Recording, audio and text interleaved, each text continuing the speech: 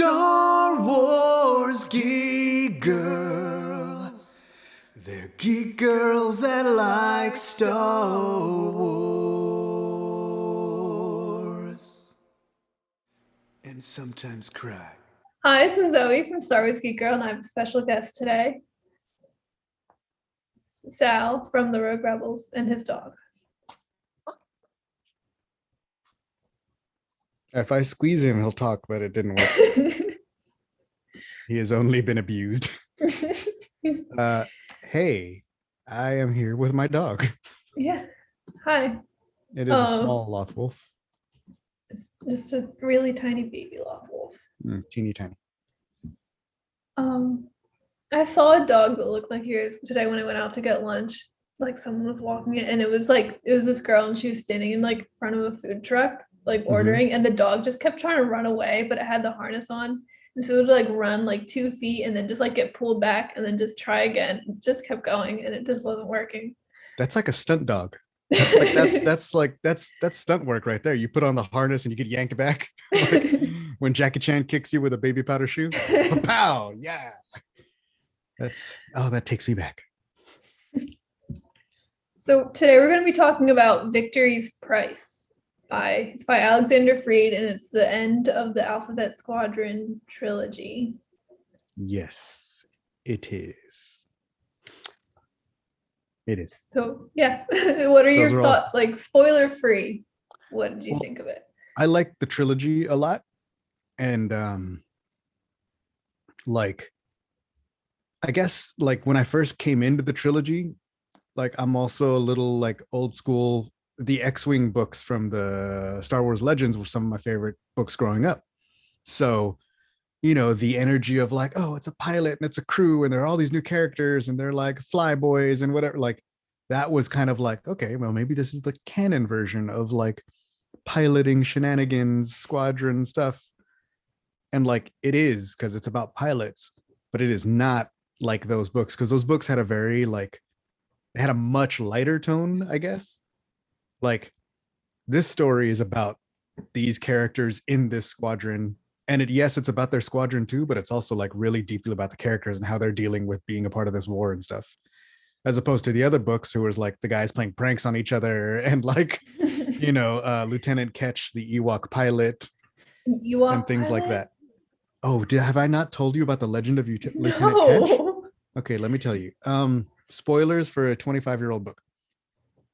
So at one point, they put together a squadron called Wraith Squadron, which Wedge leads. But instead of like Rogue Squadron in Legends days was supposed to be like, hey, like these are pilots that can also do like we're pilots, but then like we can land at the base and we can also do like some spy stuff or fight or whatever. And then we're pilots too. So he was like, what if, Mr. Akbar, if you please, sir, what if we go backwards and we do spies and people who do stuff that are also pilots? Like, so we'll be like super good at these like unique weird commando situations or something. And also like, and they had one dude that was like, he ended up joining the rebels, but he had previously been trained to be an actor. Like, so he was really good at disguises and stuff like that. And of course, like they have a slicer and they have this and they have that. They have all these things. And at the time, they're trying to take down some of the Imperial remnants and stuff. So it's like, much like this, it's not soon after, it's probably not this soon after Endor, but it's like in that area before like the New Republic is really established and all that. So they, at some point, someone gets captured and they're being interrogated by the enemy. And they talk about, they have been like running these little transmissions on their things to like knowing that they're going to get intercepted by the Imperials so that they can feed them disinformation. And that reminds me of, sorry, continue. Somebody comes along with the idea that's like, what if we make them like, because they hear that the Imperials are like, they worked with Ewoks and the Ewoks won. And they were like, what if there was an Ewok pilot? So they send all these transmissions that are like, like that's supposed to be an Ewok pilot. So when the guy's getting interrogated, they're like, is it true that you have an Ewok pilot? And the guy's like, yeah, it's true. What? how can that be? It's okay, he has cybernetic implants to like help him, like they can deal with like the but he can't even reach the pedals. He also has like cybernetic like built onto his legs, like so he can reach, like he get the ship is specific, like there's extensions on the pedals and the handles so that he can reach. And the joke goes like so far. So then the Imperials start believing that they actually have an Ewok pilot in the gang. And then and it like all stems from some sort of reality, because what they actually have is a Gamorrean pilot. There's a Gamorrean who, like, after the war had been escaped from some Imperial facility where they had experimented on him and given cybernetics. So he's like a very smart, because he's been like, you know, cybernetic implanted, as opposed to other Gamorreans. But like mostly like Gamorreans don't pilot. So that turns into Lieutenant Ketch. And then that just becomes a running joke in the squadron. They all go to each other and they're like, and that's the whole briefing we have for today, Lieutenant. Thank you. Yub, Commander. And that becomes the thing. And then at one point, they're in a battle with this warlord who believes this thing. And they make up like a suit, like I think it's for Wedge. And it's almost like a suit that has an Ewok on it. So that when they look back at the holo footage, it looks like there's an Ewok piloting the thing. That is my 25-year-old story. That's amazing. Yeah, those were all the books that were written. Those were the Race Squadron books that were written by Aaron Alston, with Wedge and his lovable crew of miscreants. That's great. No, I was just gonna say the feeding misinformation reminds me of Moving Target, which I just read like a couple weeks ago. The That's Leia good. book. Mm-hmm. Yeah. Because that's I like anything with Nien Nunb is gold. Yes. Yeah, that book gave me major appreciation for him. But we're not talking about that book. We're talking about Victory's Price. I mean, we could. Good. I think spoiler-free thoughts too. I was like, because I read the whole trilogy together. Like I binge read them, like, you know, like watching a show. And like I was a little like, I don't want to say like, it was a little maybe apprehensive just because the other Alexander Freed book I read was Battlefront Twilight Company. And that book, I wouldn't say I didn't like it, but it wasn't like my kind of book. It's just, it was very like heavy. I'm assuming you've read it, right? It's very like heavy and there's like a million characters and it's all just like trench warfare and it just wasn't like my thing as much. So I was a little bit like, I don't know if, you know, if it's the same guy, but I loved these books like right away. And in Victory's Price was like such a great ending for all the characters. And yeah. I feel like, I guess the best way to explain that is like, it's much like Battlefront in tone, like that like the tone of the book is the same. And he also did the Rogue One novelization.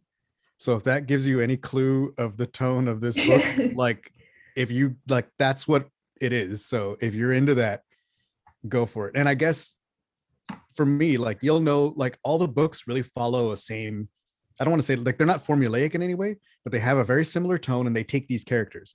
So if you finish the first book and you don't really like these characters, you could probably skip the other two. Yeah. The characters are it's definitely really about them. Yeah, the characters are definitely like the heart of it. It's not. Yeah. I think I don't know what else to say without spoiling it. But okay, can we spoil now? Yeah, let's spoil it now. I think I have very detailed notes here. Okay. So we don't forget anything. Okay. So so I guess like brief recap of the first two books if you like haven't read them or if you forgot, because I think they came out like a while ago. That basically like they got, I don't know how to, there's so much, but like they form Alphabet Squadron, which is like it's like an X-wing, a B-wing, an A-wing, and a Y-wing. Is that? And a U-wing. And an OU wing. That's right. So that's why it's Alphabet Squadron. And they you know, they have this crew and they don't get along at first, but then they get along and it's great until turns out that Eureka Quell did not truly resist Operation Cinder. And it's like a thing. Right. And they're chasing Shadow Wing, which is like an elite squadron of TIE pilots. And that Quell used to fly with. Yeah. And so Quell was part of Shadow Wing. And then like Nath was Imperial, but he defected a long time ago to the Rebels. But then he sort of just became a pirate with an X-wing or Y-wing. Yeah, well, because like, and he wasn't even with the Imperials. He was like, like he wasn't like a good Imperial. Like he was still like embezzling people and just kind of like Yeah. getting into He, stuff. like he's yeah, he sort of did the same thing when he was like he joined the rebellion and then he got a Y-wing and then they were supposed to like be running something and then he was just there like doing his own thing and making profit. And then like they were like, "You're not even talking to the rebels." He's like, "Yeah, but I have Y-wings. They can't tell." Yeah. Like, Yeah, and then there's Chas, she's a Thelan and she has anger issues, but she's great. a lot of issues. Yeah. And then there's Will Lark, who's like he's definitely like the optimistic kid Well, in and the I almost feel like he's one of the like he's almost like he starts almost as the pure archetype. yeah. Like, but he's like, oh, he's from Polinius, which is like a very simple world, and he grew up because on Polinius they fly creatures, like, and he flies an A-wing because that's like the closest thing he can get to like really flying, and like he's like this pure child. But then like by the end of it, he's become so hardened by this, like he not hard, like in some ways he still will, but I think he goes through like a lot more of a change. Yeah, he definitely grows up a lot. It's so like because he's on the cover of Victory's Price, but I didn't really like it didn't register to me like that was Will because I was like, who is that? Like, is that Matt? Who's this bearded man? Because like I just imagined Will as like a kid, just because like from the first books. But then did you see the pictures they released like from the first book? Yeah.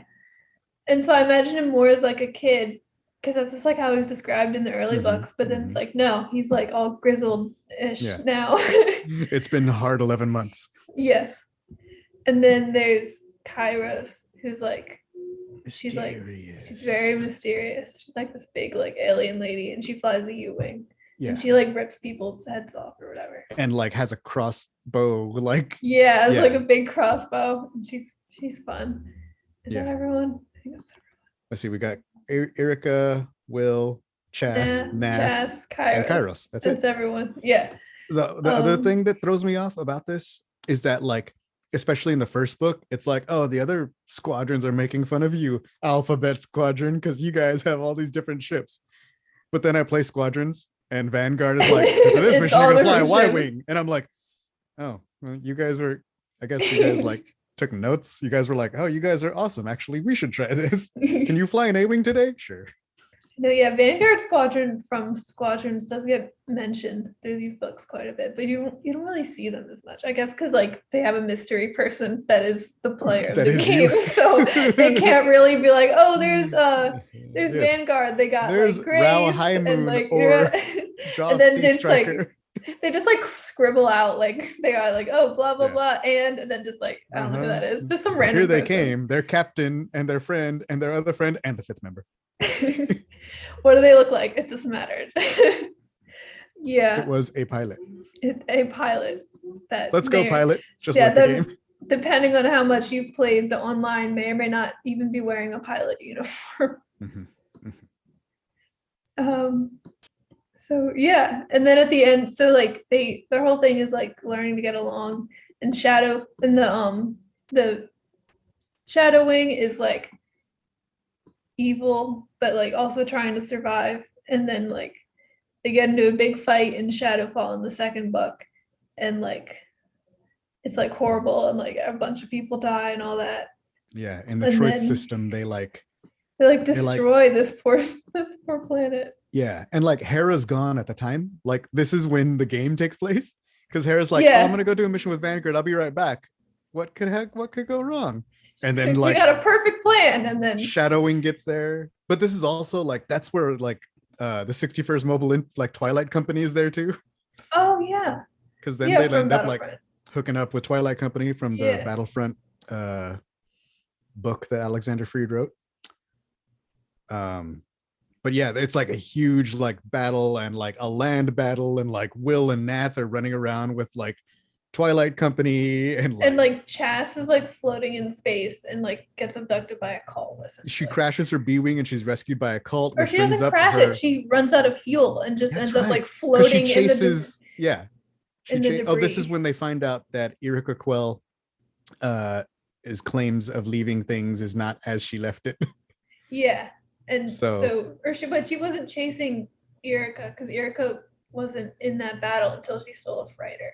She was chasing like the shadow wing fighter Right. thing. But then Erika like steals a fighter and like goes out and tries to do something, and then she's shot down by Soren Keys, and then she crashes with and she has ITO and Karen Aiden. And then there's a Sith temple. Yes.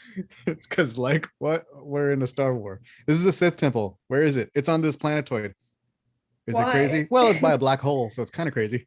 It's pretty crazy. And what else happens in Shadowfall? Everything sucks, and it ends with, I think, like it's like the last page where Erika like goes to rejoin 204th, and that's when so she shows up. That's when I banged my book against my forehead because I was like, oh no. Well, lucky you who were like, I read all this at once, because I waited a year. I've been waiting a year to be like, are you serious, Erika? Why would you do this? Like, I've been upset with Erika for a year now. I'm so happy that like in the first part of this book, it sort of gets into like what she was really doing was spying to she was going to destroy the 204th with him, and I was like, oh, I thought of that when I read the book because I was like so frustrated, and I was like, oh my god, Erika. Well, time to read the next book where you had to wait a very long time. Yeah. I've been mad at Erika for a year. It's okay. She didn't. Yeah. It was a little bit of a Tam Rivora situation. Yeah. Where I was upset, but then at the end I was like, you're all right, Tam. It's okay. It's a little frustrated. Although Tam like actually did join them. Yes. And I was mad at Tam for a year. And then when it was over, I was like, you're okay, Tam. I understand you and I forgive you. It's okay. You're I guess I think that takes us into Victory's Price, because we're now very close to a year after. It's 11 months after Endor, which is a little bit of a time jump, because I think the first two are just like a couple months. So we've jumped a few months ahead. Yeah, they say what it is. They say it's like 2 months or something from the last book. Yeah. So like everything is going not as horrible anymore. They have a repurposed Star Destroyer called the Deliverance, and Hera's back. She's done with Vanguard. And also, well, she's not done with Vanguard, but she's also like, I'm not leaving again. Last time I left, y'all messed up the entire kitchen. Like, I'm staying because that was tough. Yeah, they did blow up, get her ship blown up. In Shadowfall. The Lodestar. What was her? Yeah, the Lodestar.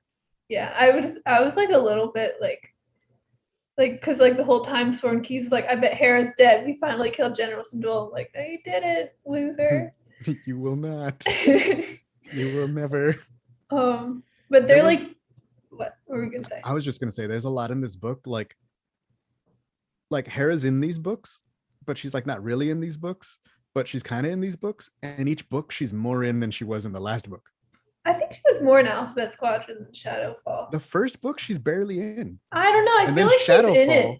I feel like she's in it a little more because she's like at least more present, and she talks to Erika more. Where in Shadowfall, she's there in the beginning and then leaves. I feel like she was there more in Shadowfall because she's like actually like when she talks to Erika in the first book, she's just like, you need to get your squadron under control. I don't know, but she has a lot of stuff where she like, I don't know. I felt like she was in Alphabet more than Shadowfall. Well, in any case, I feel like she's in this book a lot more than the first two. Yeah, definitely. And there's like lots of cool mentions of like, you even get into Hera's like first person, like Hera's like you do that in Alphabet Squadron too. Yeah, you do, but it's just not as much. You do it more often here. Yeah. So that was really cool. She talks about Jason, which Jason hadn't been mentioned at all in the first two books, which I was a little weird because I was like, you had like a whole child and don't even think about him at all. Well, but she thinks about him now. Yeah. She was busy. Yeah, very busy. Very busy. So you ever get so busy you forget your son? Chopper babysitting. But so Hera's in charge and they're going after Shadow Wing, and there's Alphabet Squadron, but they don't have their X-Wing anymore. And because of Erika, they think she's dead. Then they have Flare Squadron, Hail Squadron, and Wild Squadron also with them. I think that's all of them. I like when I made these notes. Meteor, are they in? I don't know. I just like flipped through the book and I was like, where? There's so many, like, and I really like the squadron names. They're just cool. Yeah. Like there's like Anvil Squadron and the other ones there's Vanguard Squadron and stuff like that, and Meteor Squadron. But which ones, like, because Hail Squadron, I think, isn't that where Nath came from? So at like one point he's like, you and me are we're the last ones from Hail. Maybe, yeah. I don't know. When I made that list, I just like flipped through the book looking for Okay. squadron names, so I probably missed some. There's a lot. Look, I'm good with Jedi. I'm bad with squadrons. Yeah. And then so like Will and Nath are like in charge, but Nath's like part of intelligence instead of the military now because like Mhm. Karen Aiden died, so he's Yes. like taking it over for him a little bit. Mhm. Um, He died by a Sith temple by a black hole yes. on a planetoid. After his torture droid therapist turned evil. Yes, which was also crazy. And then there's Chas, and even though she's not with the cult anymore, because they took all her music and replaced it with like preaching. Mhm. So she listens to that and like does prayers and stuff, and everyone thinks it's really weird. And she also like broadcasts like Yeah, like mantras and stuff. Like before she used to broadcast music, but now she just like prays on the comm channel, and people who are flying in a battle are like, what? this is Yeah. weird. I would be very mad if someone got rid of my music and replaced it with cult teachings. But she's listening to it. Mhm. And it's like a little weird because in the other one, she was like very adamant about getting out, and she had like a history in cults. She's like, well, my mom raised us in a cult, and all they did was steal our, like, take advantage of people. Well, and she like beats everyone in the cult and like steals her B-wing back and not everyone, Yeah. but she like beats Yeah. like the leader and then like leaves. I think she kills the leader, no? Oh no, she No, didn't check to no, see if she she's- was alive. Well, no, and then she comes back when she's stealing the B-wing. The leader's coming, and there's like she's got like blood That's running right, down that's her face, and Yeah. she's like, "Why are you? We can still accept you here." Mhm. It's like, but yeah. So And she was Chas like, is, B, bye bye. and Chas is like also hearing the leader's voice like in her head, Yes. kind of. So she's got issues. She's off kilter. Yeah. And then Erika is in the 204th, as we mentioned, but she's actually not. She's like doing it to destroy them. And what she's doing is like sending out little like coded messages from like a little weird thing so that like they find them. Yeah, like, so they can track them. Yeah. She's sending these hidden messages that the New Republic is intercepting, and Hera's able to track them, but they don't know that that's where they're coming from. Yeah, and they don't know that like, I think they Yeah. kind of just think it's like not like accidents sent by their ship. So the Imperials don't know that she's sending these, that's how they're getting tracked, and the Hera and all of them, Hera and Nath, I guess, don't realize that it's Erika that's sending these transmissions. Yeah. And then also the Emperor's messenger from like Battlefront 2 that was like a thing in the last book, and he's still like walking around. He's got like a crack in his face and like one arm. Because Soren punched him. Soren punched him, and he was in the crashed ship. But there was like they took it with them at one point because like in the first book it's with grandmother. Yes. And then like when they escape, they're like, oh, and the messenger was aboard the ship, but nobody moved it. That's crazy. Because basically everybody's been like wondering about the messenger droid, because since it delivered the message to whoever, like in this case grandmother, it like just didn't do it. Like they were like, it just stood there for 3 months after it delivered the message and never moved again, but now it's on our ship. Weird. And then like it becomes sort of like this weird thing of reverence where I thought it did like move a little bit. Like sometimes it would just be like going down the hall. No, because remember, like it was just posted up in the hull of the ship, and like the guy was like praying to it and offering it blood and stuff. Like but I thought like Soren saw it, like it would just like walk up to you. There's one point where he's like, he thought he saw something move in the corner, but it's like for the most part, it's just like for the most part, doesn't respond or react to anything. Just stands there. And then he punches it. And then he punches it, yeah. And then in this book, it's there, and they start trying to figure it out.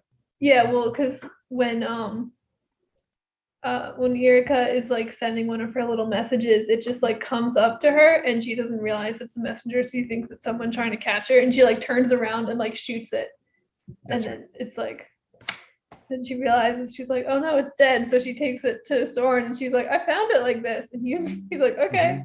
Weird.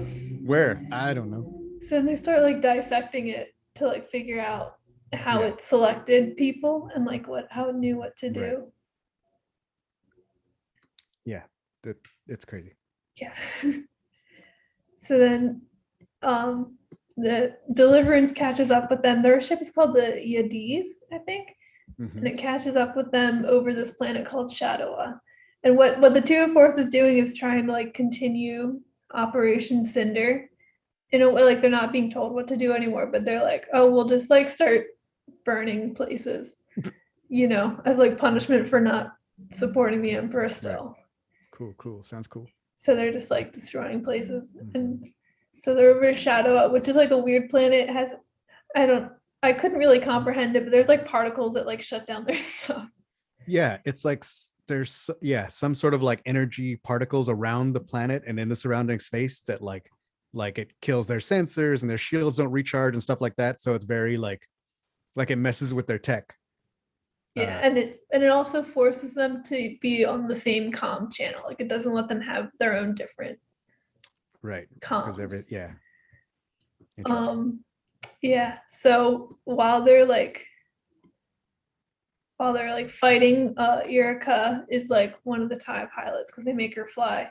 And she sends a message and she's like, this is Lieutenant Erica Quell, blah, blah, blah. So now everyone knows she's alive and with the 204th. And Alphabet Squadron is like, gasp. And Hera is like disappointed. Yeah. And Jas is furious because she has issues. Mm-hmm. She was furious with her when she was in Alphabet Squadron, to be fair. Yeah. And that's part 1. I have to say I like the chapter titles and stuff in this book. Oh, all of the like in all of the books, there's like a very weird like description. It was in the first one, like, it's in all of them, yeah. Yeah, but it's such a weird, like it's like descriptive, but then it's like also you can like decode it, and they're all like very, part 1 or part 2 elements of a malevolent equation, and then each chapter within that is like chapter 7, like, and it's a whole other thing. We forgot to talk about Kairos. In the last book, Kairos is injured. Yeah. And she is like given back to treatments and stuff, but it turns out in this book we learned that like that's against her beliefs and stuff and her people's like way.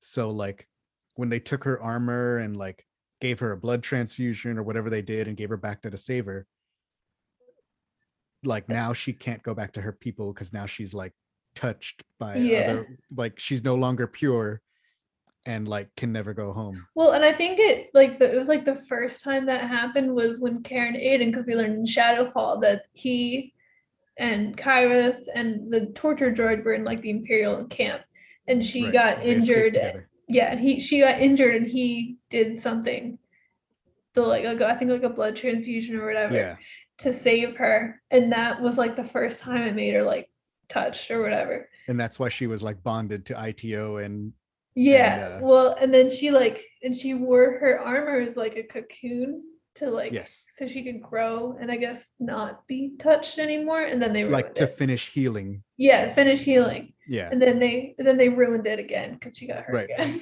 So but she's like now incomplete because they removed her armor before she was finished healing, and she's like now she's like ruined or spoiled or whatever her she believes that she's impure, which is like, but she has no mask now, but like she still doesn't really talk to people. And like, they say her face is like chitinous plates, like a bug or a beetle or something. Yeah, something like that. Yeah. So we still don't know her species. No, we don't know anything about her. Mysterious. Except she's really cool. Yeah. So yeah, and so Chaz, after Kyle sends that transmission out, then she's sent with some other Imperials to go to this place to figure out the messengers thing. Although they don't tell the others it's about the messenger. I forget what they told the other people. And while she's leaving, Chas and Kairos fly, like chase her, and Chas sends the transmission. She's like, we know it's you, Erica, and like call her a traitor. So now the Imperials know that she jams the transmissions when she hears that. But like she hears some of it and she's like, I wonder who else heard that. Yeah. And because Erica told them, she's like, oh yeah, I was in the prison camp. But I realized, trader's remorse, and I realized it wasn't going to get any better, so I just left when obviously it's not true. I escaped, then question mark. Now I'm here. Yeah, exactly what she told like the New Yeah. Republic, pretty much. She just used the same lie twice. Yeah, right. So Erica's revealed. And so her mission with the 204th is they go to this like it's like a place where like the droids are in charge of the humans. So the droids like use the humans as slaves. And it's like kind of weird, but like I don't know. It's interesting. And so they take the messenger to like she carries in like a duffel bag and they take it to this like surgeon who like takes it apart Mhm. and like looks at it. Like a droid surgeon guy. Yeah. And they're all like super shady. They're like, well, if you're coming to me, then you don't, like Yeah. about everything that they're giving them and stuff. So they're like wheeling and dealing. Yeah. And they're all, yeah, like they're all like this is not how it would be done in the Empire days. Yeah. And I thought one thing the surgeon said that I don't know why I remember this, it just made me laugh. But when he was like, just so you know, like droids don't really care about you guys. Like we're not your friends. We just think you're slightly interesting. And Erica's like, well, I had a droid friend that like really liked me and thought about me all the time. They're like, oh really? And she's like, yeah, it was an Imperial torture droid. And he's like, oh well, they're obsessed with you. I don't know. I just thought that was funny. Like, well, that makes sense. Yeah. So Erica gets like this data chip thing with like the data from the messenger. And then, but before she can like, they can like go home, the other Imperials are like, we heard the transmission, Erica. Like, we know you lied to us. So it's like a whole thing for her. We heard you lie, you liar. Yeah. Which is like the second time this has happened to Erica because she sucks Right. at lying. But like the first one was like, what's his name? Aiden knew the whole time, sort of. Or he had a hunch and then like Naf found out the information and stuff. So he was like sitting on it for a while, but what he had was this thing set up to where if anything happened to him, like it would send out the message. Because I guess he thought she was gonna kill him. Yeah, like in case she killed him or something, and he gets like hurt. He gets captured, I think, by like. Oh, that's right. And then they rescue him. Yeah, but by and the like time they rescue while him, they're the message goes out. Yeah, so like while Erica's rescuing him, they get the message. So she comes back. She's like, "Hey, we brought Karen Aiden back," and everyone's like, and "We everybody's hate like, you." I hate you. Yeah. So yeah, that's unfortunate. Yeah, Erica's not have very good luck when she lies. So, but then luckily, I guess, before the Imperials can like kill Erica, Chas and Kairos come to kill her instead. So they they kill all the other Imperials and chase Erica. And that's like while on the run, Erica like plugs the data chip into a computer thing to like learn what's on it. To try to see. Yeah. And she has like a really good, like almost eidetic memory. Yeah. So she's like, that helps her out a lot in sort these of situations. like what's her name in Battlefront? Bye. Yeah. Oh. No, Battlefront 2, the book. Oh, I think we podcasted about this book. Same. I got it. I knew there was an M. Yeah. Yeah. So Erica like learns all the data and then just like destroys the whole thing. And then Chas and Kairos catch up to her. Yeah, they catch her. And they have to flee the droid commune because they made the droids mad. Yeah. And then they're like all upset that they're fleeing the droid commune because they're like, Chas is like, I'm a pilot. I can't get shot down by a droid. Like, that would be embarrassing. Like, that's how I go. And before this, I think I just need to mention that Chas just like beats the crap out of Erica. Oh, yeah. Yeah. like so bad. Erica gets beat up a lot, and I just feel bad for her. Because it's always like right when she's about to heal from the last time she got from the last beating. She's like she breaks her bones and then like they're finally almost healed and then someone beats her up again and she just has it rough.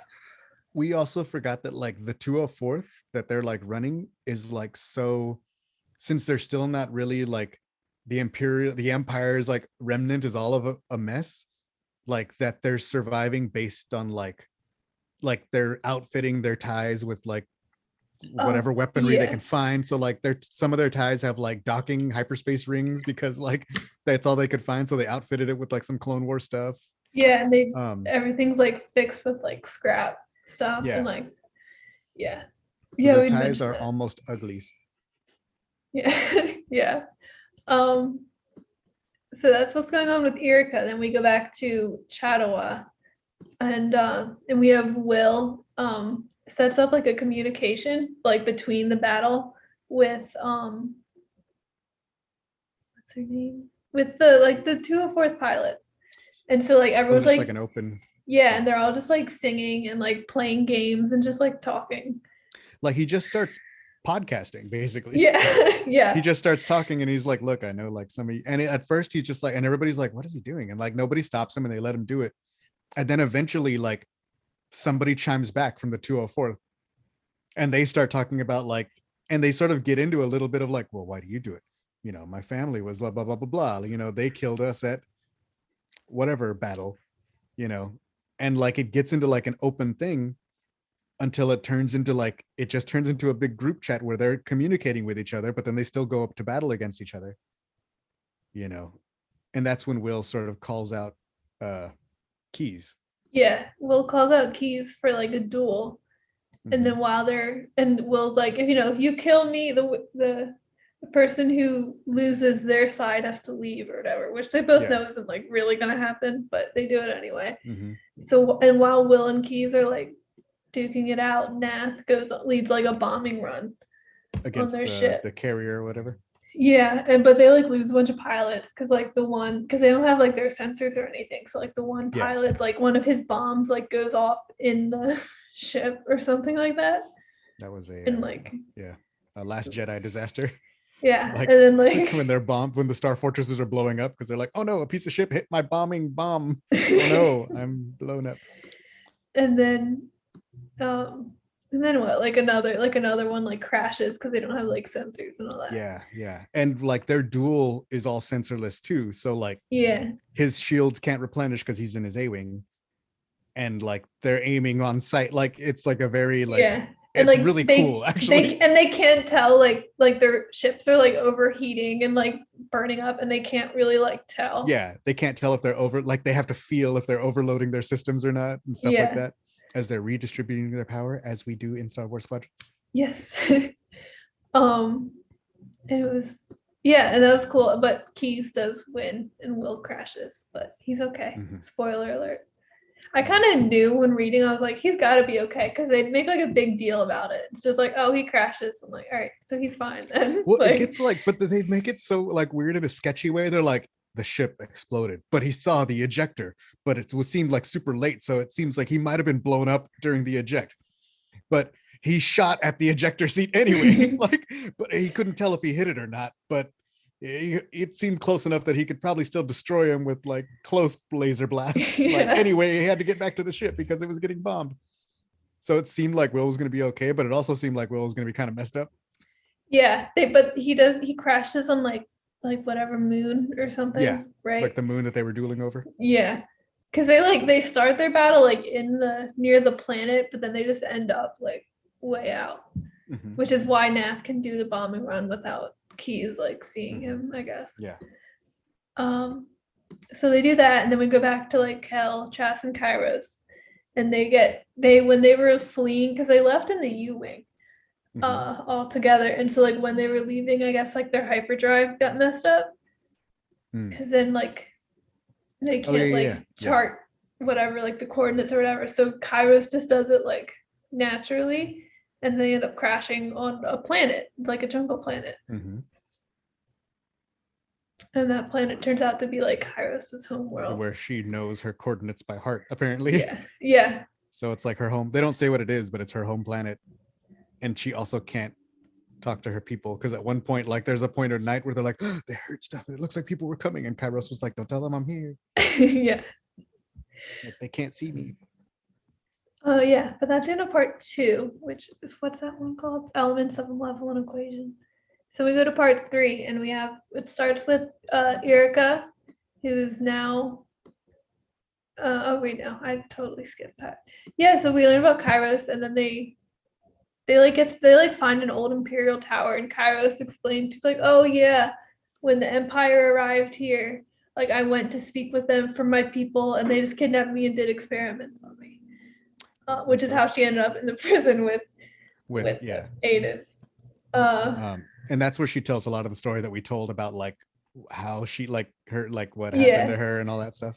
And then so Yeah. then when they leave, because they have to like they get parts from the Imperial base and like fix the U-wing. Hmm. And they But make like a little grave for like Kairos, like with her with old her clothes clothes, and yeah, stuff. and her Like, old helmet and stuff, because she still yeah, has her old helmet. But also like as they're fixing the ship, like Quell is really good with fixing stuff, so they have to let her help because like she's good yeah, at it. So like even though they like captured her, they start letting her help, and then her and Chas are just kind of fighting about it, and Chas is like, "You're such a jerk." Like as like even though she's helping, and they're like, "Well, we didn't give her a gun, but she can do. I can see her, but you need third watch because I need to get some sleep." Like so she starts becoming a part of the team, even though she's like a prisoner, but not yeah, quite. Like it starts getting really gray around that yeah. time. So yeah, and then they fix it and they finally get back to the Deliverance, Mm-hmm. and like Erica meets up with Hera and it's like really tense, and Hera's just like, "Oh, welcome home," because Hera's awesome. Mm-hmm. It's true. Yeah. So that's the end of part 2. And then part 3, we have Erica, and she's she's in the med bay thing because she got beat up by Got beat Chas. up. Yeah. So they need to deal with that. Her And whole so nose is on the side of her face. I know. Yeah. And so because and I think like did she like break her nose with the Imperials? Like did she like fall or something? Like when she was with the 204th, I think she broke her nose, and Maybe then I think Chas like extra rebroke it. broke it. Yeah. um so she's dealing with that, and then so it's part 3 starts with Hera sitting with Erica, and Erica tells her everything about like the messages and all that, and then Hera's like, "Oh well, what was with the messenger then? When did you find out?" And Erica's like, "I can't tell you that," which isn't smart because she's already on thin ice, but Right. Right. But she's like starting to take her like moral, like to figure out what exactly, like what it ends up being is that like it's like the ways that the Emperor's messengers would pick out likely targets for Operation Cinder, and likely targets meaning likely people that would actually do it. perform Operation Cinder. It was based on like this crazy database that they had, which like didn't only have the records that everybody knows, which is like the people's service records for their military and all that kind of stuff. It also had like weird things like probably midi-chlorian counts. It had things like Well, even the stuff that like the Empire like publicly covered up, like they did keep record of it, yeah, like the really evil stuff. yeah, but like also like like if they had a history of bullying, like all these like little things that you wouldn't think, like who stood extra straight in their TIE pilot Yeah. uniform, or like who had ever like who had ever spoken about like rebel sympathies or something, like all of those kinds of things, like who was more likely to follow a horrible order, Yeah. who questioned orders, who never questioned orders, like all of these kinds of things were like in that to find these people who would be like, yeah, I could blow up that world, let's do it. Yeah. Yeah, that's although I don't think that is revealed to us yet reading. I don't think Right, that's revealed right. towards like much later. But yes, that's what Erica's hiding, and Hera's just like, well, I don't like it, but I guess I kind of have to trust you. So Hera just leaves, and also Hera's Mhm. busy, so she has to go do things. Mm-hmm. And then so in the Irga goes to see Will, who's like really messed up from the Yeah. crash. Mm-hmm. He's just like laying there. And then Nath does some research. I think this was earlier, but Nath does research on Chas's cult because he's like worried about her. And then so then he like goes to hang out with her, and he's like, just so you know, like that cult leader like was actually like a scam artist who ripped people off all the time. Mm-hmm. And Chas gets mad at him, but like she gets the message, so she's not a cultist anymore, which is good. Back off the culticism. Yeah, she's no longer Mm-hmm. playing messages over the comm. So then we finally get to like the big thing, which is going to Jakku for the Battle of Jakku, which is Right. the climax of many other Star Wars. Yeah, which we all know is like, oh, it's here, it's coming. This is it. Yeah, because Yeah. it's what like Battlefront 2 and Aftermath and Lost Mhm. Stars and probably a bunch more that I'm not remembering. Yeah. So they go to Jakku because the 204th is also called the Jakku because like the whole Yeah. time Soren Keys is like, oh, I don't know if I want to go, but finally he like gets called and like has to take him back there. and the New Republic is calling everyone there too to go do that. But so everyone goes on the deliverance except for Cal, who she finally reveals what that whole data bank thing that you explained. Mhm. And she talks out. She said she thinks she has Soren Keys' plan is to go to Coruscant and destroy like the place where it's stored. I guess like the big thing, like the actual data holders. physical. They don't have a cloud, I guess. No.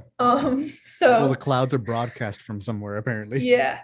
So she's going to go destroy. He's going to go destroy that. So she finally, because it's like a big question, like, because like his reasoning is like if the New Republic wins the Jakku, they're going to use the data bank to like punish all the Imperials. Right. But if the Empire uses it, they're going to use it to scare people into going along with them. Mm-hmm. You know, so it's like a lose-lose in his mind. So his plan is to go destroy it. Where because like I think we should be like held responsible for like everything horrible, you know. So she goes to do that. To go destroy him, and Kairos comes with her. So it's their X-wing and their U-wing. Yeah, and Kairos is like, you are the piece left over from ITO and blah blah blah blah, and now like I owe my allegiance to you. And she's like, what? Why? Like we were friends and that was it. But Kairos is very much like, they died to save you, and Erica's like, they didn't really. Yeah, but she doesn't know how to explain it. She's like, Erica's like, yeah, they just died, but you know, we just all crashed together. Technically, she was the one that killed ITO, but I'm not gonna tell you that. Yeah, I don't think she even told Karen Aiden that. No. Yeah. So on Coruscant, they have like their like fight over Coruscant, but it's like. Because like Kairos distracts a lot of the TIE fighters, but there's also like Imperial, because Coruscant's still Imperial. Yeah, well, it's like blockaded. Yeah. So like, but she said they're able to slip in with the U-wing and the X-wing. Oh, and she flies. Hera gives her the first T-70. Yes. For her mission. The prototype. So she's like, well, they gave me an extra thing, and I have one extra ship that's not being used, and nobody knows how to use it. So here, you never figured out your X-wing anyway, so this one won't be any different. Like, yeah. And it's like the first T-70, and we're like, and as they're going to the T-70, they walk by some weird, like, looks like an old beat up VCX 100, you know. And I'm like, I know what that is. So they like fight, and like Keyes and Quell kind of like fight over Coruscant, like in the city, but they're like not really fighting for a lot of it. They're just kind of like working together to take out the other TIE fighters. Like when Keyes runs the blockade, like he kind of makes a hole. Yeah. And then so like by the time that Quell and Kairos get there, they're like, oh, he's here already. He made a hole. So when they get there, they can't find him, but the TIEs are after them.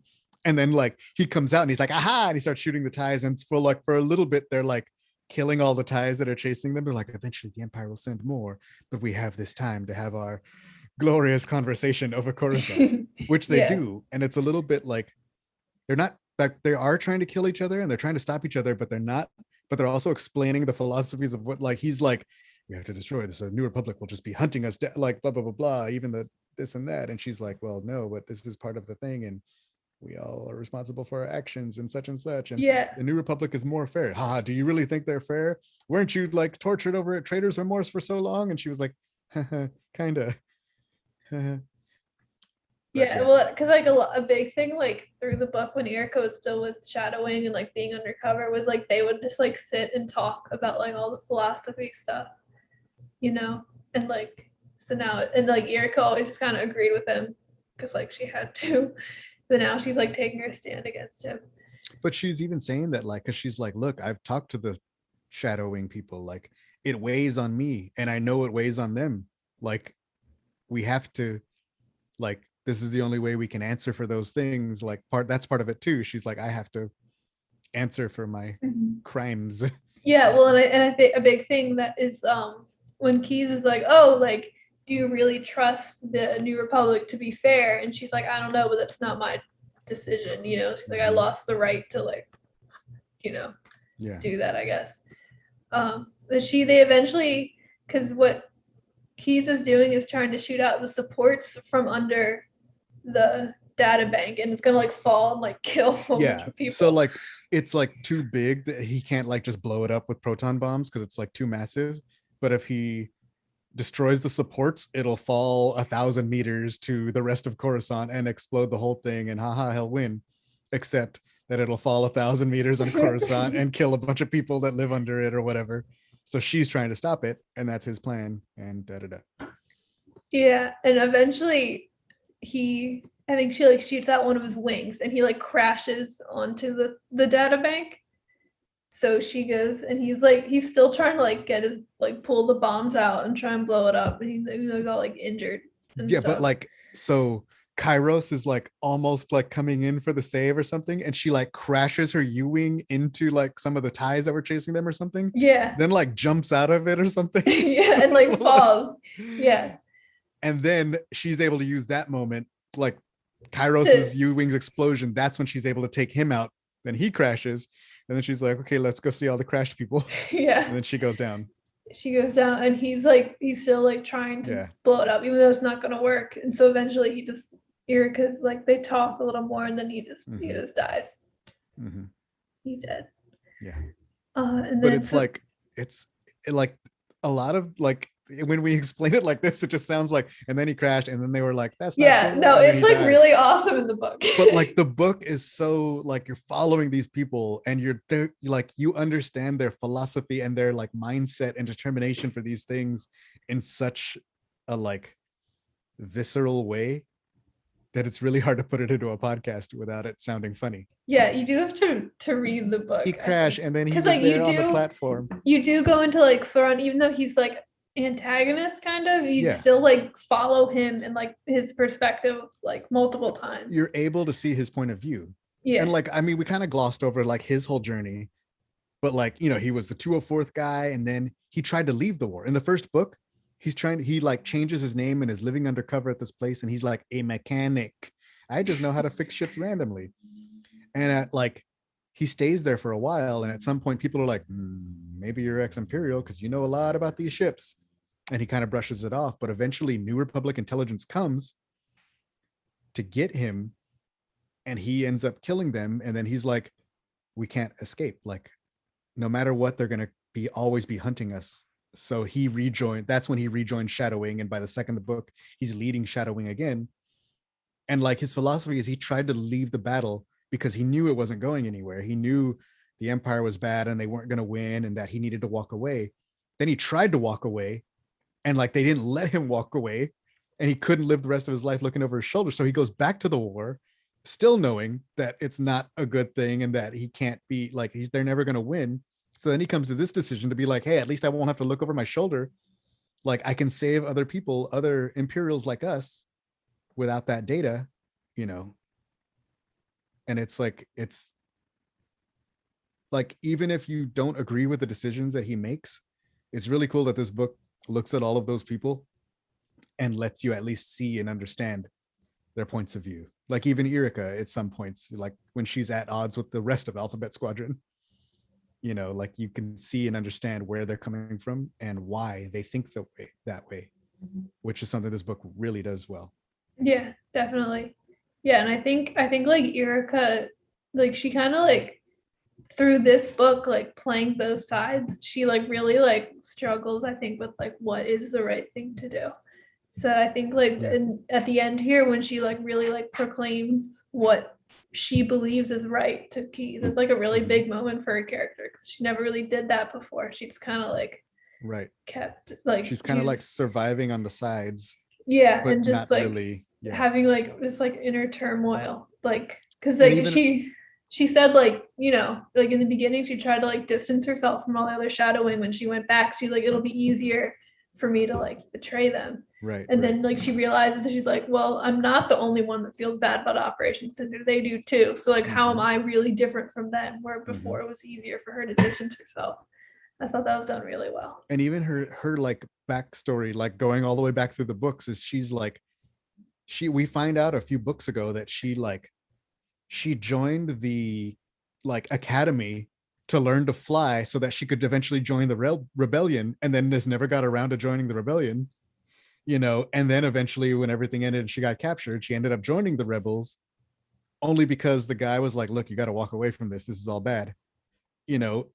And then she ended up back in the fight on the other side, and like at first she's kind of like, well, what makes you guys so good? Like there's a little bit of that, like in the first book a lot.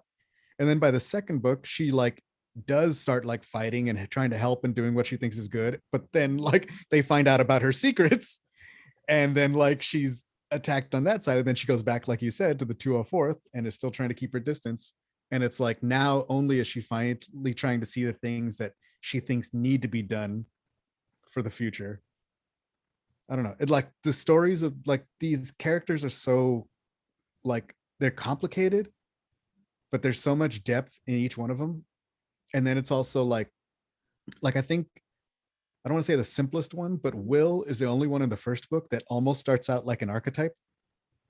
Like, but there's still a lot there. But like he's the one that you can look at and you can just point at, oh, he's the young idealistic kid. And by the second book, it's like moved on from that. And now it's even moved on from that. And it's like his journey is one of my favorites by the time we get here. And definitely the one I was looking most forward to, because I was like, look what they did to my boy. He has a beard. Who is this man? What has become of my little Will, my little Polinian from home, my little 120? Oh, and we find out like, so Will is from this place called Polinius. Well, he calls it home. Polinius is only what outsiders call it. And like, they fly Saravkas and they fly these creatures. And what happened was when the Empire came, the rebels helped them and asked if you could help, and their culture, their people sent out 120, so they call them the 120 that went out. And like during this book he finds out from some of the elders that he's the last one, which is also like wait, I Yeah, think the he rest finds it have out, gone yeah, home. like the rest have gone home or died, I think, yeah. Mhm. So he's like, yeah, the almost last one left. Yeah. Let's see. I think so. We covered Keys' death, and then after he dies, Erica's like getting ready to leave, but she goes to look for Kairos because she jumped out of her U-wing, Right. and she finds her, and they like talk, and Kairos, it's like, oh, you're my sister, but like I have to evolve. Because one thing that when they were on Kairos' home planet, when Kairos was talking about like her past and like she called it like a chrysalis, I think, her armor. Like a cocoon. And yeah. a cocoon, yeah. And so Erica said something to the effect of like, oh, well, your U-wing is kind of your cocoon now. Kairos is like, maybe. And now the U-wing is destroyed, and Kairos is like, well, I've shed another cocoon. I need to go like find myself. And she's no longer Kairos. She says something like her name isn't, because she like has multiple names as she goes through her life too. Right. So she's like, I'm Kairos is the name of who I once was, and now I need to find my new name and whatever. But she's like, I'm gonna find something. I'm gonna be something that can exist here, like in this galaxy. And then she jumps off the balcony. Yes, in dramatic Kairos fashion. Yes. And so we just explained all that together. But while that's happening, we like go back and forth between that and the Battle of Jakku from like Alphabet Squadron. And like another thing that I just thought was a cool little thing is like Kairos and Quell go off on this way, and everybody else is at Jakku, but they keep like Hera connects them to like this open channel that they're able to like, so Quell can hear what's happening on Jakku, and they can hear what's up with Quell. But like, Jakku is so far in the outer rim and the western reaches or whatever you want to call it that like, they don't know if there's a lot of signal degradation and possible delay and like this and that. So they don't know if it's like real time and happening right there, but they're connected during that battle, which I thought was like really interesting and a way to make them feel like an Alphabet Squadron, even though they're in two different places. Yeah. So before the Battle of Jakku, Will, who is up till this point been like the captain, is he captain or commander? He was like the leader. Yeah, he was in took charge Quell's place when Quell. Yeah, well, and even more than Quell, because Quell was just Alphabet Squadron, where he's also kind of in charge of like Hail and Flare and all like Wild Squadron. He's like commander. Yeah, he's like really in charge. Yeah. Which is like not what he wanted. So, but Will, when they go to Jakku, Will is like, because he's kind of like, well, if the Empire's just like not bothering anybody over here, because he doesn't want to fight anymore. He just wants peace. He wants to go home.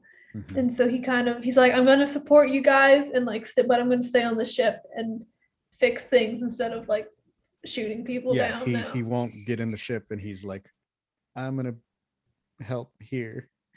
Yeah. Which makes Nath like angry because they had like kind of a close bond, closer than some of the other characters in the beginning, and then that was like a Yeah. little fractured in Shadowfall, but like they were kind of coming together again.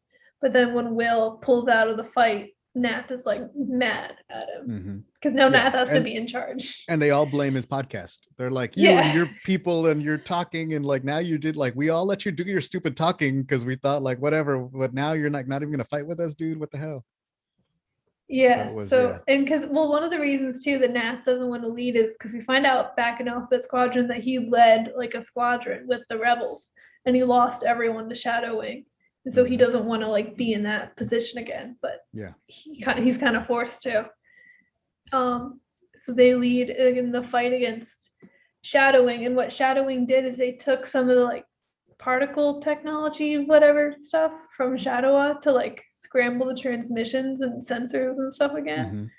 So like they don't work anymore, like just in that particular part of Jakku. They work everywhere else in Jakku. Like the ship like is like leaking it or something, so it's like making a little field where it goes. So like they have all the pilots are on the same channel again, and so and they do like they talk a little bit more and they play like who what where, which is like the game that they played in the first couple. And then they just start like naming like the dead people on both sides, and they like go back and forth just like saying, they call it like the chant of the dead. Yeah, and I thought that was really cool. That was so like, sick when that happened. You're like, oh, because it's like you just like read a little bit of like what's going on and then it says another name and just kept going. I think what I love about his writing style in these books is it's really like cinematic in a way that like I could like reading most parts, I could like see like the movie of it happening, which I thought was really cool. And this part is definitely like I could like hear it and like see the way it would be if you were like filming it. But it's awesome. Also like the story is so like we already know Jakku. Like, how do you get bigger than Jakku? It's the Battle of Jakku, and it's like we already know. I know. Then they crash a star. Like, it's crazy. Superstar Destroyer goes down. The Ravager. Like, we get it. But like what he does is he takes these people who we've been following, and like getting into their personal pieces and like seeing it through their eyes, like makes it fresh and not just a retelling of the story of Jakku. Which, if you've played Battlefront 2 and read Aftermath, like you've already heard the story like 4 or 5 times by now, but this doesn't feel like a retelling of Jakku. No, it's not just like, oh no, look, it's Krista Agate and she's setting off the tractor beam. Like, like you're not getting that. Like, and that's not what's important. You're getting this chant of the dead from Shadowwing and Alphabet Squadron and all these people that miss their friends and everybody they've lost through this entire war. And I think like because it's I feel like in this book it's less like, oh, the Battle of Jakku. It's more like it's more about Shadowwing and Alphabet and all the squadrons that we've been following. Finishing, like, getting to the end of this and finally, because it's like what they all want, right? Like whether they win or lose, they know it's over. And they want it to end. Like everybody wants it to end. And I think it's like Aftermath and Battlefront 2, like those like they have to be Battle of Jakku, where this Battle of Jakku just happens to be like the convenient setting for this battle to create the right emotions for the characters, which I think was awesome. So while they're doing that, Chas takes her B-wing at one point, because Chas, now that she's not a cultist anymore, she's going back to like being like almost suicidal. Wanting to be Jin. So she's like going to like just like run her ship into the freighter thing that Shadowwing but even has. Before that, she's like, she starts calling fools out. She's just like, here I am, I'm in the B-wing, like come and get, like she starts, and like, she's like and yelling at them, and she doesn't have her music anymore and she's not praying, so she starts like singing, and she goes to like crash into the ship, and she's singing really loud over the chant of the dead, and like some people are singing with her and some are still like saying the dead names. And she just like goes to crash, and like she like throws her bombs and then like goes to crash into the ship to like finish it off, but then at the last second she's like, wait, I don't want to die, and like pulls out, but it's a little too late, so she does crash into the sand, but better sand than the ship. It's like her whole life, like through all these books that we've seen, like her idol has been Jyn Erso, and like this is a silly way to make it sound, but it reminds me of like what's his name, Lieutenant Dan in Forrest Gump. Like, because he cut, like in the movie he's like, I was supposed to die in that battle, but you saved me, and now I don't know what to do. Like, you know, every Lieutenant Dan has died in one of them, and then like flashback to all of them dying. And it's like her hero is Jyn Erso, and all of these heroes that she's flown with, the Cavern Angels on a Jeddah, and like Saw Gerrera and all them, like they're all dead, and like she's the one who keeps living. So every battle, it's like since the first book, she's trying to kill herself and like be that martyr. Yeah. And that was like her big issue with Will. Is Will, I think twice between the first two books, saved her when she could have like died a hero. So, and she was mad at him for like taking away her choice, was like her thing.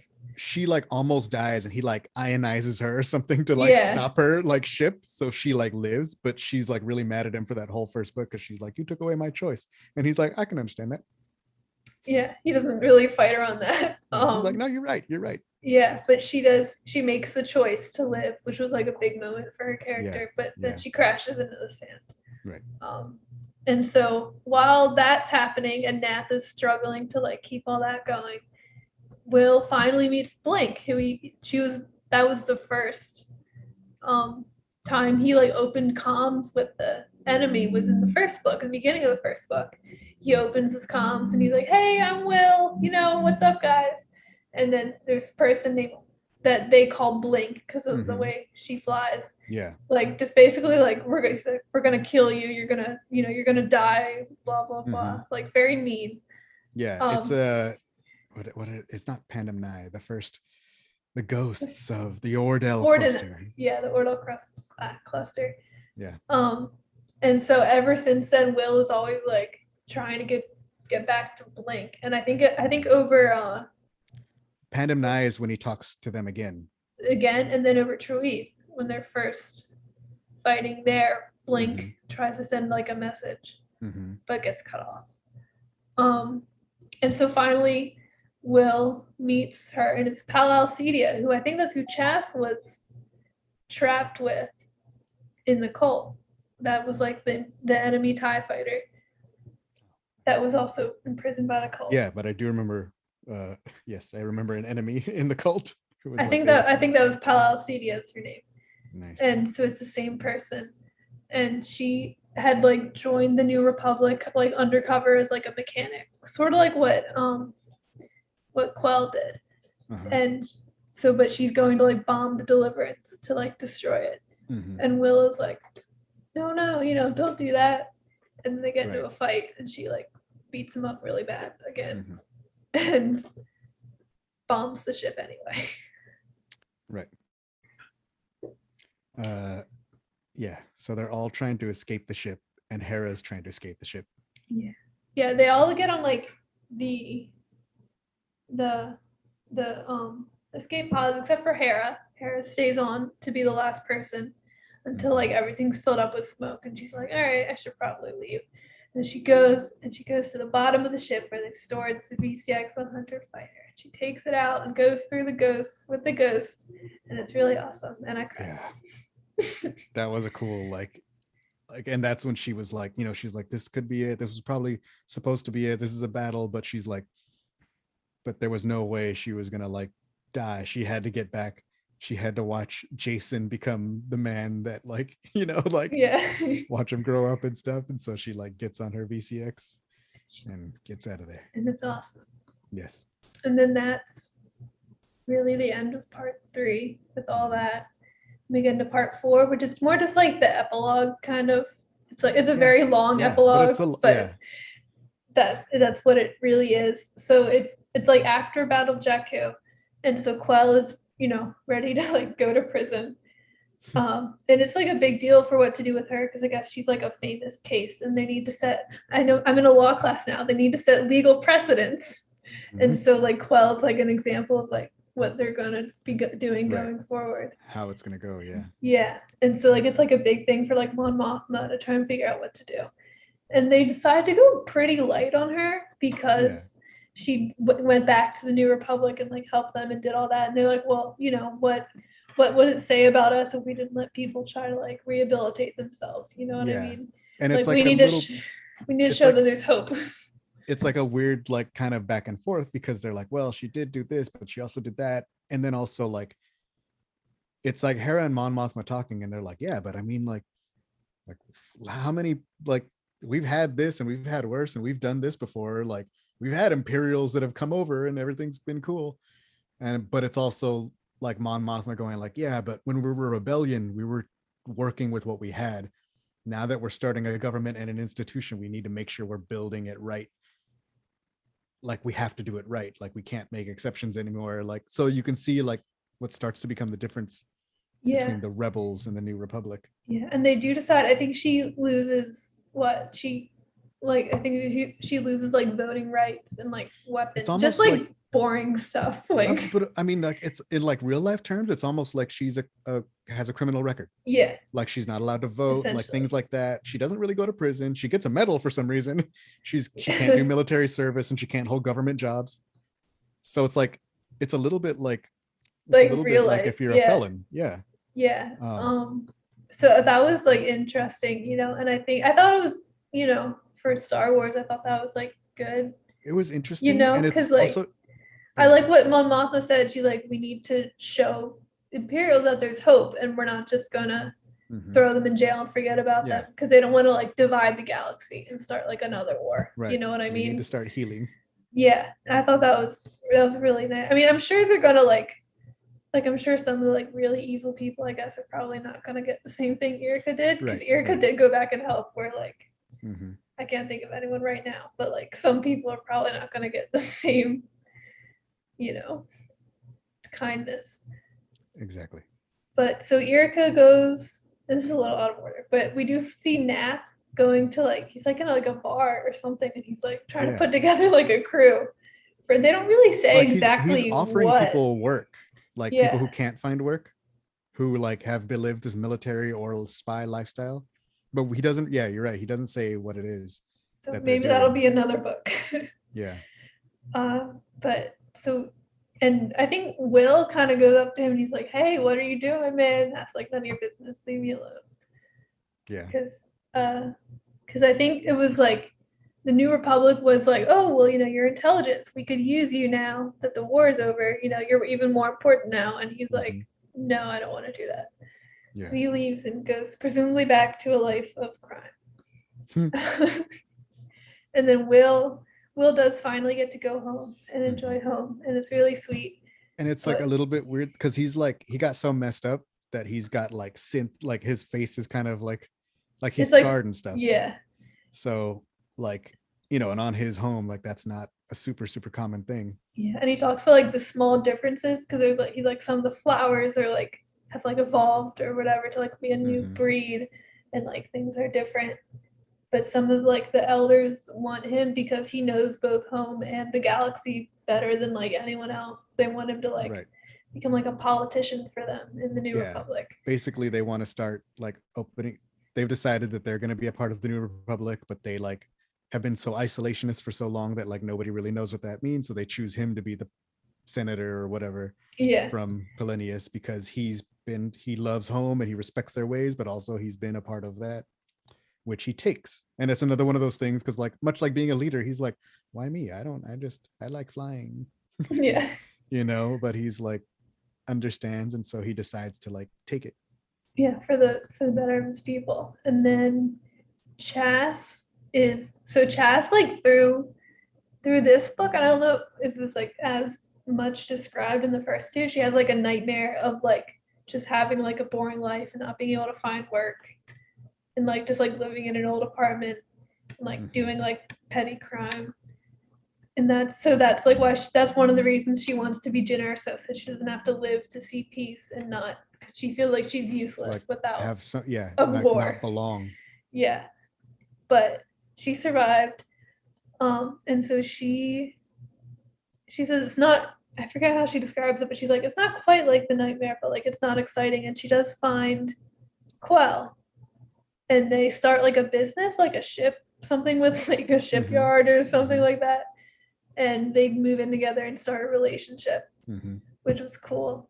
And then it's like the last chapter jumps like 5 years later. Yeah. So it's like way later. And so Erica, Chas, and Will all like meet up and hang out. And they're Like Will comes over for dinner. yeah, essentially. And they're like, where's Nath? And we're like, I don't know. He's, doing crime, I guess. And then Erica mentions like wanting to go maybe find Kairos someday because she like just disappeared. Yeah, like So- nobody has seen Kairos since. Yeah. And that's and then Erica flies a ship and Yeah. she's happy. And that's the end. But she's like she was like, I wanted to go look for I've thought about it like a lot of times, but I guess if Kairos ever wanted to come see us, like she knows where like she could find us. Yeah. But so far it hadn't happened. But then like she gets in a ship and like maybe they do shipping or something, and she's like, she couldn't vote, she couldn't hold a government job, she couldn't do anything, but at least she could like fly a little bit. That's the end. It's a happy Yeah. ending for It's books that can get really depressing. So it's nice. It's like this is almost like the whole epilogue is almost like the epilogue of Star Wars Rebels. So you just catch up with them years later. You're like, wow. But it's such a little more like, I don't know how to say bittersweet, but it's like you still don't. What happened to Kairos? Like Kairos is such. It's more bittersweet, I think. Yeah. And yeah, but it's more open ended in the way that like obviously the Rebels epilogue is open ended because like Ahsoka and Sabine, but like Hera is like it's kind of tying up her story. Like Zeb, not that those characters can't do more going forward, but like I don't feel like I need to see what happens to them after the Rebels epilogue. Where like with this, like I guess I don't really need to see like Chas and Kel and Will. Those feel pretty wrapped up, but like where's Nath? Where's Kairos? Yeah, I mean it's definitely more wrapped up, but it like got me that same feel of like I don't know, get that time jump with that feel. Like it gave me that thing, and I really like I won't say I didn't see it coming for Chas and Quell, but like it was definitely like, oh, it was wow, like this is so vastly different from like I didn't see it happening like this way. No, I would didn't actually get into it. Yeah, no, because I think it in like the first or second, I think it was in Shadowfall. I think like Erica mentions like being attracted to Chas when she first met her, but like I don't think it really mentioned on Chas's part. Chas was just very angry, and maybe that was a hint that Chas was just always angry at her. But it was not what I expected, but it was nice. Yeah, I think we covered the book. There was one thing at the end too. Will is as a politician now. He's involved in like the rehabilitation, reconciliation, something like that, to like bring the galaxy, to help continue heal the galaxy. And he's like, oh, Erica, like we could use you. You're like a good example of like an Imperial that's like become rehabilitated. And she's like, no, I don't want to do that. Yeah, but he's like, and it's very much like, I know I ask this every time, but the offer is still open. Yeah, like, and she's turned him down every time, but like it's clear that he thinks like that of her, and that maybe like that's a possibility that she could go down with if she ever felt like accepting it. So that was the ending was a lot of the like boring political stuff that like no one cares about except for me. So I liked it a lot. I know you like it too. But it's like it's the people, like you know what I mean, like these stories are about the people. It's not about the Jakku, and it's not about the X-Wing. Like and this is what happened to those people, and it's like, man, I didn't see it coming. And like this is just a really good trilogy of character stories, because that's exactly what it is. It's about them and their stories, and it's like very, very, very, I want to use satisfying, but I feel like that's a word that fits here. How you're always like, well, if we want to give it our fans a satisfying conclusion, like this is about these characters, and it takes them from Endor to here, and it gives them like a very complete feeling story. I think complete is the best word. Like it's wrapped up nicely, and like there's like some things where like maybe we could follow that thread someday, but like in general it's very wrapped up. And it felt like it feels whole. It does. Yeah. I like it. So yeah, I have like a mental list of books that I think that like when someone asks for like Star Wars recommendations books, I think that are like essential-ish to Mhm. like to understanding modern canon better. And I think Alphabet Squadron just got bumped onto that list because of the way it handles like the New Republic stuff. Mm-hmm. Very curious to see like what kind of stuff like lives on after, like where some of these threads go, if anywhere.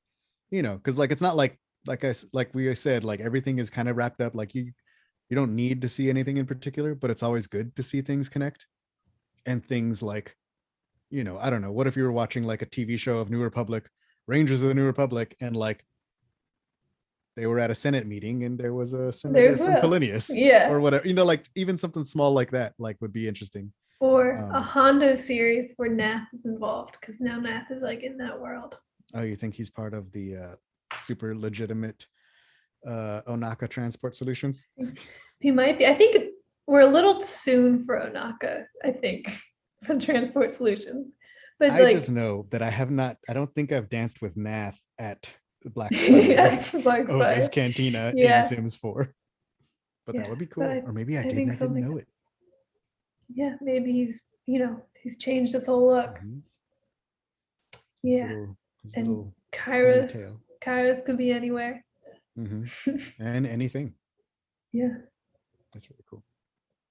So I guess we don't have art of what she looks like without her helmet because the only art of her has the helmet from the first book. We didn't get a Will's beard picture of Kairos. No. Petition everybody, petition Del Rey. We need Will's What beard. I'm trying to think what changed. We need crooked nose Erica now that she broke her nose like twice. We could Photoshop that easy. Yeah. Yeah, I don't know. Yeah. It's Alphabet Squadron books, very good. Would Kairos is recommend. top of that list. We just spoiled the whole book for anyone. So if you're Mhm. still listening and Mhm. haven't read them, maybe you'll read them now. So But don't worry, even the spoiled, like you still didn't really get what it really is. Yeah, like, you have to read it. Like it's a lot Alphabet deeper than Squadron- what we said. Alphabet Squadron needs to be experienced. Yeah. Yeah, very good Star Wars. For sure. Just great. I loved it was like in some ways like the books were just like character studies of like these people. Yeah. Which was awesome. That's fair. And I love a good character study. So it was fun. And I love complicated and characters with real depth. Yeah. And sometimes like with bigger casts, especially, sometimes you like lose a little bit of that. But in these books, like in all of them, they all have their own very specific struggles that they deal with. You know what I mean? Like, Mhm. and it's not as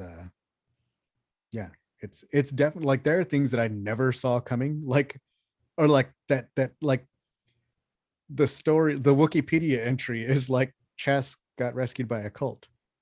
But actually watching Chas deal with like, first of all, how did that even get in a Star Wars? Second of all, like watching the aftermath and the effects and the like trauma that brings up, because apparently Chas has family trauma with cults. Like it all sort of like deals, and I have no idea like where Freed comes up with an idea like that. You know what I mean? Yeah. Like, but the way that he works it in and plays all these things off of each other is very interesting. Yeah, and it was definitely very like it was like a refreshing like kind of because like it was a lot of it was very original, I felt like, for Star Wars. In that, like you said, like the cult, but just in general, like these really complicated like issues aren't like what are normally like brought up in Star Wars. And so this is like new for Star Wars, which is great. We always love new things in Star Wars.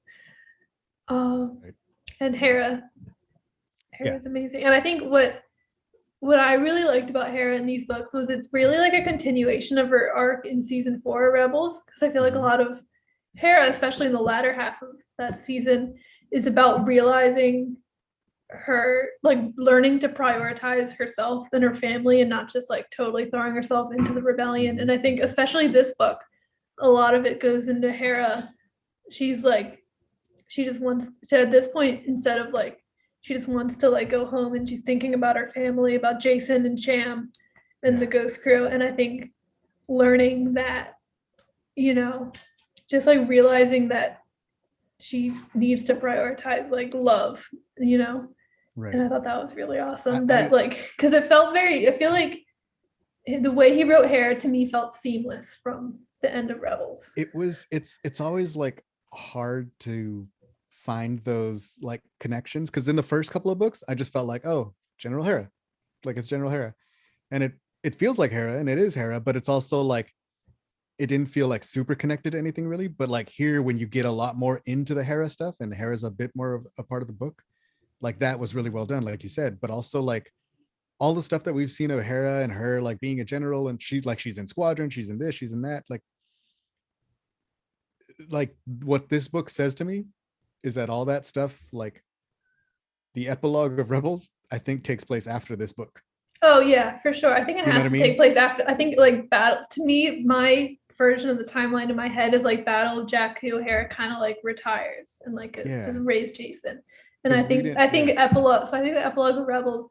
I know we generally say it takes place after Return of the Jedi, but I right. think really I think I've always kind of known it really takes place after the Battle of Jakku because that's when Right. it really Yeah, it ends. definitely seems like everything's at peace, but Yeah. like just the idea of whether or not she continued her military career into the New Republic, I guess. I feel like she wouldn't kind of because like with Jason for one, because like a big part of in this book, she's like, I just want this to be over so I can see my son, Yeah, you and know? that's And that's so what it sounds like. and then also just like even Hera aside, Mon Mothma, a big point in like Bloodline and those later books is she's like really demilitarized the Yeah, Republic, which kind yeah. of lets the First Order grow. So it's like because Mhm. she doesn't want to be another empire, and I think Right. she ends up going so far the other way. She lets the First Order rise, Mhm. which is unfortunate.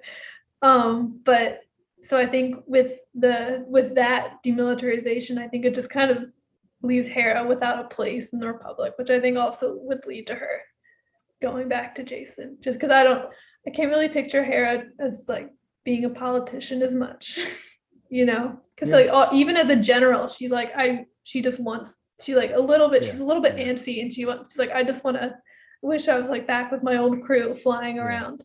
Yeah. But she now she has like an office, so it's because she says in the first book in one of the parts from her point of view, she says like General Syndulla didn't really fit.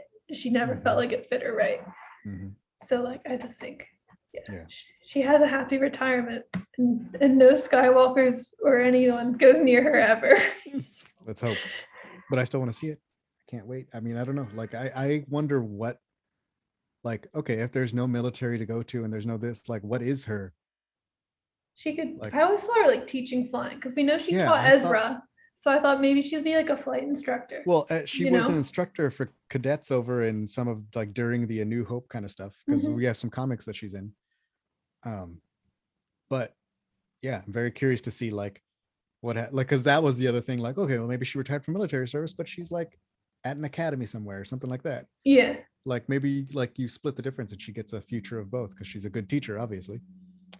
But I don't know. With demilitarization, you don't need a whole lot of pilots. You Yeah. do need a little bit, She could have taught Kaz if she was a teacher. maybe. Kaz's dad sending her to that fancy Hera Academy Yeah. using his Yeah. I mean, political connections. I definitely see her like just based off the epilogue and like what she says in this, just like definitely stepping back from like leading and just like going Right. to raise her son, who Mhm. she didn't see for like almost 5 years, pretty Mhm. much. So Yeah. Yeah. It's good. I can't. Yeah. I think we covered it pretty well. Mhm. We did. Um, yeah, I don't have any more notes, so that's how I know we covered it. Yeah, that was any final thoughts? I don't know. I like the trilogy. I really like the character things, and it makes me want to. It really makes me like these are characters that you think about a lot, even after I've done like I just finished the books, but like I'm still thinking a lot about the characters and their choices and the like aftermath of this war and such. Like it makes you think about the characters in a way that a lot of other books don't, or stories for that matter. So it's good. I like it, and I don't know what else is coming next. What's next? Oh, a Thrawn book. Okay, and it has nothing to do with this. I'm just trying to think of the next book that's coming out. And it's like Yeah. Shit's Ascendancy, Greater Good #2. or something like that. And I'm Yeah. like, okay, well, I'll let's have get to go back to back. Thrawn and I have his to go business. back to reading the older Star Wars books. I have a list. It's You have very your to-do long. list. I do. Look, this is just books. Yeah. And then I have a Oh, I list know of they're on my comics. shelf. I have a list of comics too, and then I have a list of the books I want to reread so I can post an article reviewing them. Nice. Yeah, got a lot to do. Good times. Good times. So that was Victory's Price. I guess we should do plugs. We forgot to do that earlier. Okay. Where can we find you? Let me go look at my plugs. You can. I made you a nice list for You can find me on it. No, that's not correct. You can find us at theroguerebels.com. That's where we put our reviews and podcasts and all stuff. We have a podcast. It's called Rogue Rebels Podcast. So check it out. We're on Spotify now, which I'm really happy about because I thought all the kids used Spotify. And so I ran into Axel's room and I was like, hey, Axel, you have Spotify, right? And he's like, I use Pandora now. And I was like, I finally gave in and got Spotify Premium because they have a deal for students where it's $5 a month and you get Showtime and Hulu with it if you use your student email to do it. Wow, that sounds so great. You have to see if Lizzy has a student email. Anyway, you should subscribe to Rogue Rebels on Spotify because we're there. I should, yeah. Go check out the Rogue I don't Rebels really podcast. use Spotify for podcasts, but I'll subscribe anyway. You can use it for one podcast. Yes. We are at theroguerebels.com. I already said that. We have a Facebook page, so look us up at the Rogue Rebels. Our Instagram is at the Rogue Rebels, and we started a Twitter at Rogue Rebels Fam. So please follow us over there because there will be shenanigans, I promise. Yeah, that's pretty much it, right? Do I have anything else? I think you covered. You didn't do your own thing. Your personal. I'm at Sal and Make Music in places, but you don't need to be over there. You need to follow the Rogue Rebels because that's where it's at. Okay. So obviously, you know where to listen to the Star Wars Geek Girl podcast if you're listening to this. If you want to listen to it again on a different platform, Spotify, iTunes, SoundCloud, all the things. You can see our website at starwarsgeekgirl.com. That's where I post different writing things. I do book reviews. I do a quiz every Wednesday if you want to take a quiz. Every Wednesday? Every Wednesday, yeah. I know I took a quiz recently, but I didn't realize it was every Wednesday. There's only 3 right now. I've only done it for 3 Wednesdays, but there are 3 of them. Good. And then I do a blog post every Friday. I did one, I don't know when this is going to be posted, but the most recent one, unless it's posted in like a week, is about Kanan, if you want to read about Kanan. And and there we have the Star Wars Geek Girl Facebook page. It's just Star Wars Geek Girl, and then on Twitter and Instagram, it's at SW Geek Girl. And on the website, I do book reviews very sporadically whenever I finish a book. And I did write a book review of Victory's Price. If you'd like to read my thoughts on it instead of just listening to my voice, it's probably a little more organized. I wrote it out, but I haven't posted that yet, but I'll post it when this is up. And yeah, that's Star Wars Geek Girl. Plugs. We did it. All right. Well, thank you for listening to the podcast. Make sure you follow and look at all the things that we just said. I was Zoe. I was Sal. Thank you for listening to Star Wars Geek Girl. May the Force be with you, and goodbye. Star Wars Geek Girls. They're geek girls that like Star Wars. And sometimes cry.